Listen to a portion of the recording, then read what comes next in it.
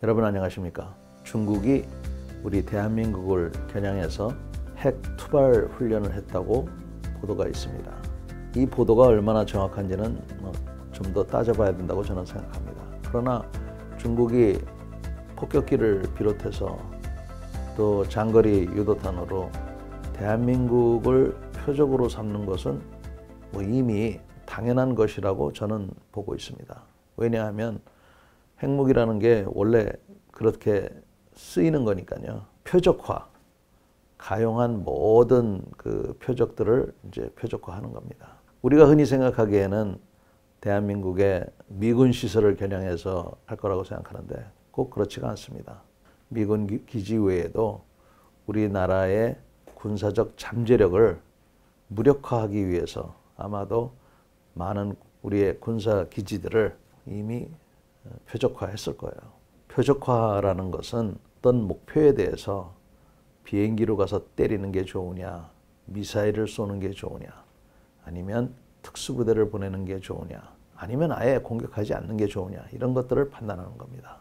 예를 들어서 다리가 있는데 그 다리를 폭격하는 게 좋을지 모르지만 나중에 내가 써야 된다 그러면 오히려 점령을 할 때 그게 유리한 것이죠. 그래서 그런 판단을 하는 게 표적화입니다.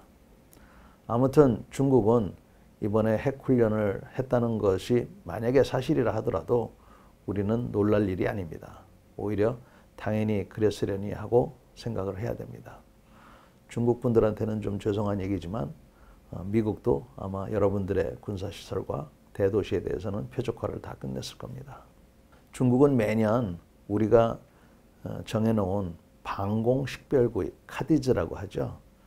방공식별구역에 대해서 무단으로 들어옵니다. 적게는 100회, 많게는 200~300회 이렇게 들어오는데, 이렇게 들어오는 이유는 중국도 그렇지만 러시아도 이렇게 하고 또 합동으로 러시아와 중국이 같이 할 때도 있어요. 이렇게 하는 이유는 우리의 그 방공식별구역에 대해서 우리가 어떻게 대응하는가, 또 대응하는데 얼마나 시간이 걸리나, 어디로부터 대응하는가, 이런 것들을 보기 위해서 하는 겁니다.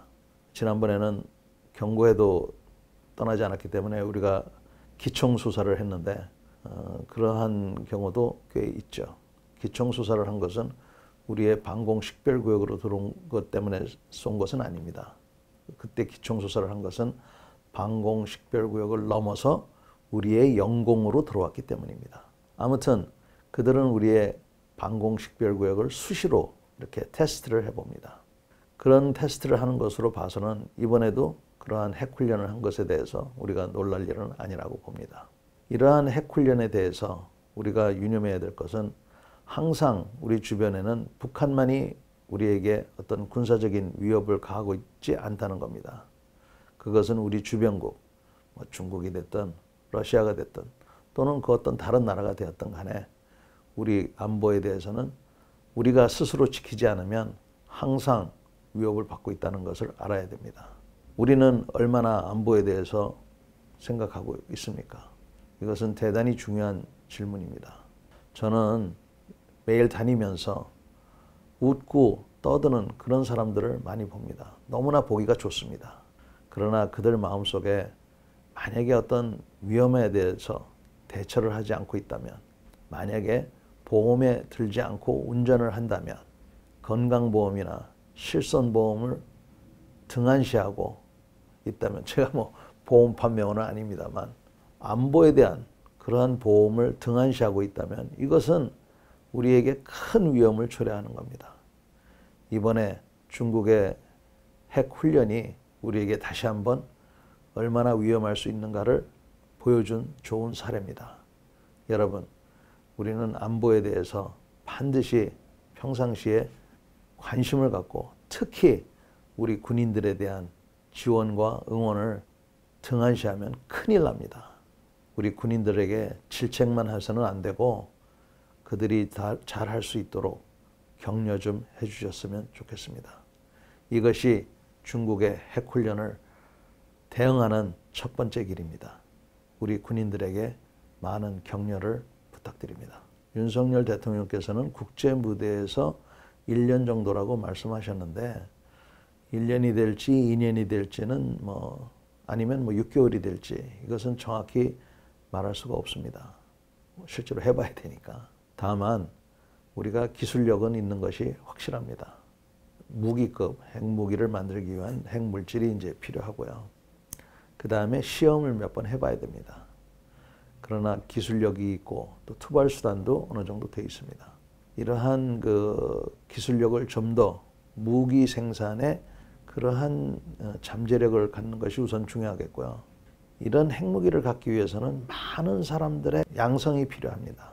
핵 기술자뿐만 아니라 이것을 어떠한 정책으로 어떠한 안전 조치를 하고 어떠한 판단을 하는 그런 기구를 만들 것인가 이런 것들을 이제 필요로 하는데 진짜 전문가가 200에서 2000명까지도 필요하다 이렇게들 얘기하는 사람들이 있어요. 그러면 이런 사람들을 양성하는데 얼마나 걸리겠습니까? 10에서 20년 걸립니다. 그러니까 무기는 뭐 1년 만에 만들지 모르지만 이 무기를 언제 어떻게 쓸 건가 정확하게 판단할 수 있는 인적인 인프라를 구축하는데 한 10년 내지 20년이 걸린다는 겁니다. 그래서 야, 저 북한은 저거 어떻게 하고 있을까 하는 걱정이 그래서 되는 거죠. 그 다음에 실제로 우리가 핵무기를 갖게 되면 이 핵무기를 유지 보수할 수 있는 인원들 이것도 몇만 명이 필요할 거예요.